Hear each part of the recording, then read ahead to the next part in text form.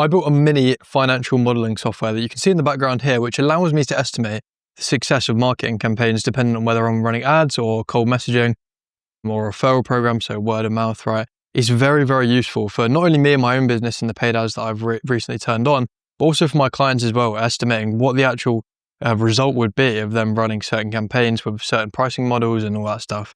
So in today's video, I'm going to show you how to use this, how this can be super beneficial to understand your business mathematically, and then you can go from there. You can decide what you want to do and take action.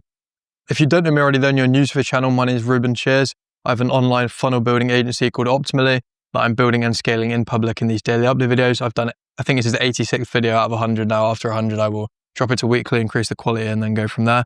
But in today's video, like I say, I want to give you as much value as possible, and I want to show you this software that you can use. Literally, I'll link it in the description to really estimate how much money you're going to make in a particular month and the months to come as well. So just to explain how this works, we've got on the right-hand side kind of the summary KPIs. So we've got let me zoom out a little bit as well so you can actually see all of them. We've got gross profit to CAC ratios, essentially the amount that you're going to make in comparison to the amount you spend to acquire a singular client. And then you can see that's what the cost per acquisition is here. That's how much you would pay to get a client. So what I've done is simulated a scenario here where you're charging on average about $3,000 to $5,000, and we're saying the average cash collected here is $3,000 because some people are going to be on payment plans. So that's why we're saying that's the absolute average of what you would collect on a sales call. So if you are on average cash collecting $3,000 on a sales call, and you have very average kind of paid ads metrics, what you would expect if you were, running these even for a decent amount of time with a total ad spend of 10K, CPMs of $50, click-through rate of an average of 1.5%, KPIs 2%. But the average is going to be around 1.5 due to testing. Kind of these opt-in rates and booking rates, qualification rates, you're going to end up with the results on the right-hand side, and they're not ideal, are they? If you look at it, it's actually you're making a loss because this is 0.75x in the first 30 days, and then lifetime you're only making a 1.4x on the money you've spent, and you're paying $2,000 to get a client for this service that you're selling for anywhere between $3,000 and $5,000. Most likely $5,000 if you're getting the average cash collected at $3,000. That isn't good, right? And that's why I'm showing you this, because what you need to do is analyze your business from this kind of bird's eye view perspective so that you can make the right decisions rather than just guessing about what you should be doing. So what I'm going to do hypothetically now is I'm going to bump this up, this average cash collected to 7K because you have a way high ticket offer. Let's say you decide to charge 18K for your full offer, and some people will split pay it. So you end up with an average of 7,000 or whatever. And your lifetime value, because you're charging way high ticket, now you have MRR on the back end, then you're charging 25K per client. That's where we want to get to.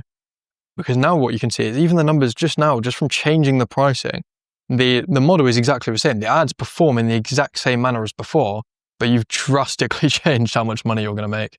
Because now we've got 1.58x immediately within the first 30 days, and then we've got 7x lifetime on the amount of money you're spending. And you can see in the results tab over here, if you were to do that, you could spend, including kind of commission costs and stuff, if you have closers, around 12K and make 37. Very, very average results if you've got a standard funnel set up. That said, if you come over to the paid ads section down here and you're tweaking kind of these numbers, maybe you have a better CPM, better opt-in rate, because actually standard opt-in rates are anywhere between kind of 15 and, roughly 15 to 20% would be really good if you had that. Let's move me out of the way for a second. Booking conversion rate, if you get 30% of the opt-ins to do that, look at the impact that has on the funnel on the right-hand side. You're now at 4.58x within the first 30 days, which is very, very high-performing ads. But it's because you charge a decent amount. It's all about charging high ticket. If you're not charging enough money in your business, that's what I wanted to show in this video, then you're really going to struggle and you're making it difficult for yourself. And that's why you have this limiting belief in your head, or most people do at least, that you can't run ads. You can.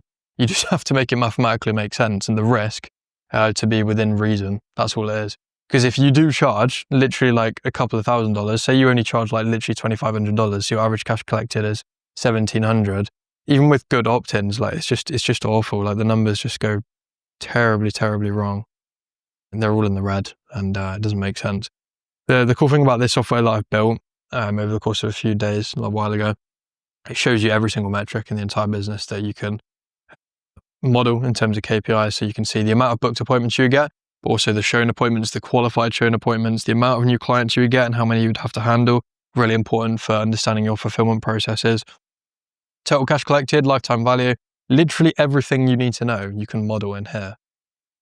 Obviously, it's just a modeler, it's not a tracker. So what you need to do is have the equivalent in a tracker, which I also have, and I do for my clients. So you can compare these numbers, because what you can see is, oh, the model says this, but I'm only making this much. Something must be going wrong, and you can identify what that bottleneck is and then solve it. Because for every bottleneck, there is a solution, and there's a set of instructions and things that you can do to mitigate those problems. For example, say you have a bad opt-in rate, you need to optimize the opt-in page, or maybe the messaging in the ad, to ensure that people opt in more, and it's congruent with the ad. That's just an example. There's many things in the funnel that could break and have the potentiality to break, but that's why I recommend using VSL funnels, for the reason that they are the simplest. Like, compared to a webinar funnel, there's a lot of complexity that goes into that, and there's additional metrics involved that you're going to have to account for. So you want to keep it as simple as possible. It's literally run ads or some sort of traffic generating source, drive it to a VSL page or an opt-in page, depending on what mathematically works for you. Have people book in, send them to a thank you page, and take the call. That's it. There's some stuff that goes on in between in terms of sending them free value, content, automations, that sort of stuff. But in terms of KPIs that you need to monitor with the funnel, that's what it's going to be.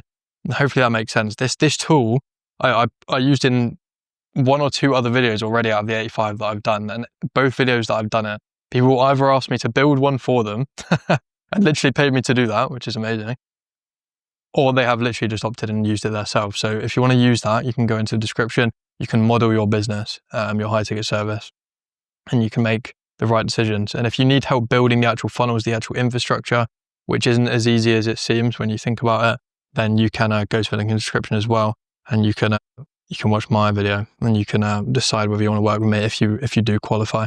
Other than that, that's going to wrap up today's video. I'm going to do what I do in every single one though, which is look at my growth on YouTube, which is 176 subscribers, and LinkedIn as well, which is 9647, and we're going to track that. I put the wrong number in yesterday. That would have been awful, wouldn't it? There we go.